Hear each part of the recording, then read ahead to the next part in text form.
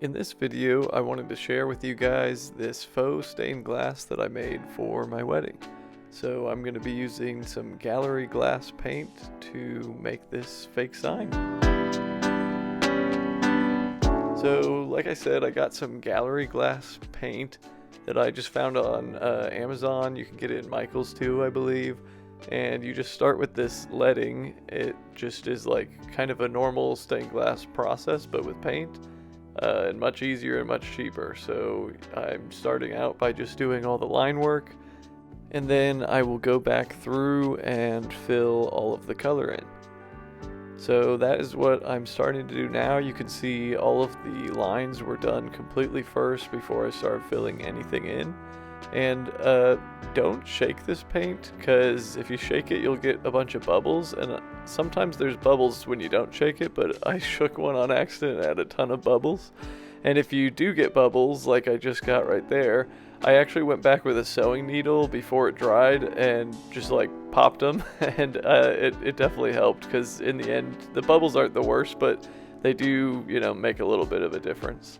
I also really wanted a lot of green tones, so I tried to mix my own colors, and I discovered it doesn't really work like normal paint. You can see I kind of put a little palette together, a little sample of each of the colors so I could see what was there, and I wanted to mix kind of a warmer green that was a little more brown, yellow, muted. And so I mixed all these together, and it did create a new color, but it wasn't like drastically different. It wasn't really what I was expecting. I kind of had to mix a few different things, a few different combos to get the right thing. So sometimes the mix worked, and I did a couple other mixes, and they don't yield the results of like, a normal mix red and yellow and you're going to expect an orange.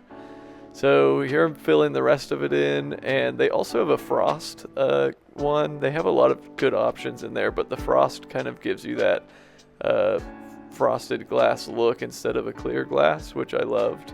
And I feel like it really makes a difference to make it look like stained glass. While I was painting, to see better, I put a white cloth underneath, and I discovered that the paint colors look super different compared to when the light is going through it. So something to think about if you ever want to display the colors and you like it better that way. You could always put it up against a wall, and it might look different than up against a window, because the colors are pretty vibrant in this. I wanted to share some pictures from the actual wedding where it was displayed. It was at the reception and the ceremony space, and I think it turned out so well and added a lot of fun creativity to the space. So I wanted to share a little bit about this frame and how I made it. I got some questions on some shorter videos about it. And so I have access to a CNC machine, and so that's really how I ended up getting this custom shape. Usually like a local library will have access to something like that. There's a school nearby that has a public access to one of those that I'm able to use. And because of that, I put like a little groove in the back that I'm sure is a little bit hard to see, but it means that the piece can sit flush with the frame, which I was gonna make another frame to sandwich it in, but I ran out of materials and time and whatever. But I also, as you can see, took some washers and some Velcro to attach all of the things that I needed to attach instead of gluing this in, because if I ever want to replace the frame, that way I am not ruining the plexiglass with some glue. I don't know, I'm just taking precautions, I guess, but it's a little jank in the back. And then I've got hooks, and I bought some chain to chain it up, and the Velcro was to keep it from flapping in the wind. But really, if you don't want to go to the hassle that I did of then, like, I also Dremel sanded the edge to make it rounded, and really just the hassle of making a frame, you should just go to a thrift store, which is what I'll do in the future, and find a frame that you like and paint on that plexiglass or glass. It would be so much easier. I just wanted the like custom shape of this. I thought it would be cool, and I love making things harder. So if you're gonna do it and you don't want to have a terrible time, maybe just go thrift one and then have a fun time.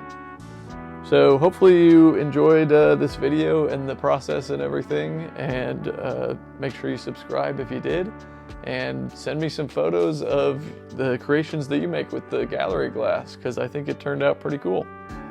Thanks. See ya.